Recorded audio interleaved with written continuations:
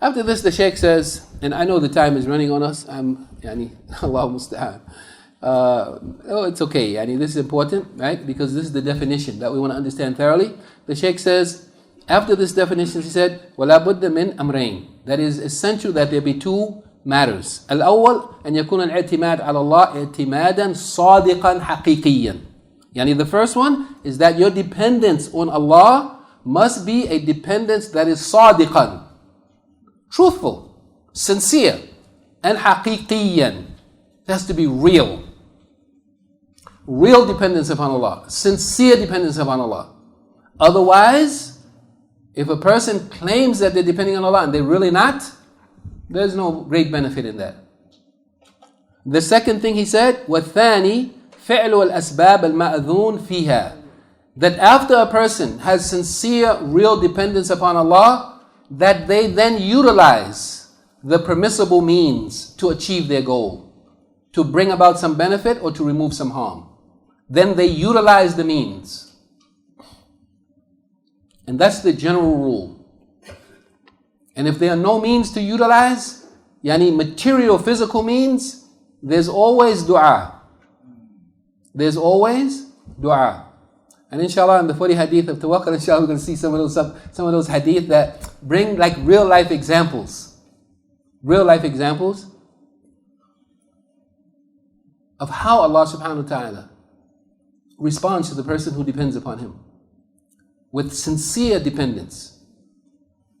Even if there are no means to utilize, Allah is sufficient for the one who depends upon Him. So then I'll just quickly mention what he said after that, not to the end of it, but just the final thing that I'll mention here. So whoever places most of their dependence on the asbab, the causes or the means, they depend mostly on the means, their tawakkul ala Allah will be defective. And this will be harmful to the kifayatillah, the sufficiency of Allah. وَمَن يَتَوَكَّلْ عَلَى اللَّهِ فَهُوَ حَسْبُهُ. Whoever puts their trust in Allah, Allah will be sufficient for them. That sufficiency of Allah will be harmed if a person, puts too much dependence, reliance, trust on the asbab.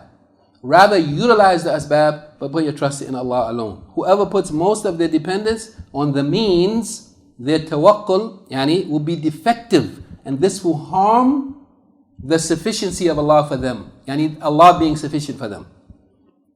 It is as though that person has made the sabab, the cause or the means alone, the umdah, the thing, the foundation that they are relying upon to achieve whatever they desire or to remove whatever they dislike.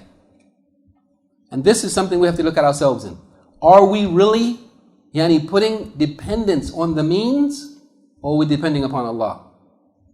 I believe, and Allah knows best, this is not an easy affair. But it's of the greatest importance. And it's something that a person has to strive for and ask Allah's help in.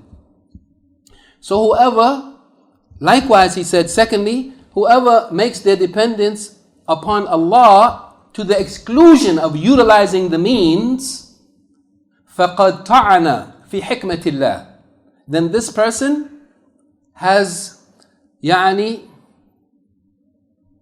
and he is as though they are challenging the wisdom of Allah. In Allah making means, in Allah placing before us means to achieve the goal, and then I'm not going to use those means. The relation between the cause and effect is from the wisdom of Allah. That Allah has made certain things to bring about certain effects. And then we should utilize that. And this is because, Allah subhanahu wa ta'ala has made for everything a sabab through which it can be achieved.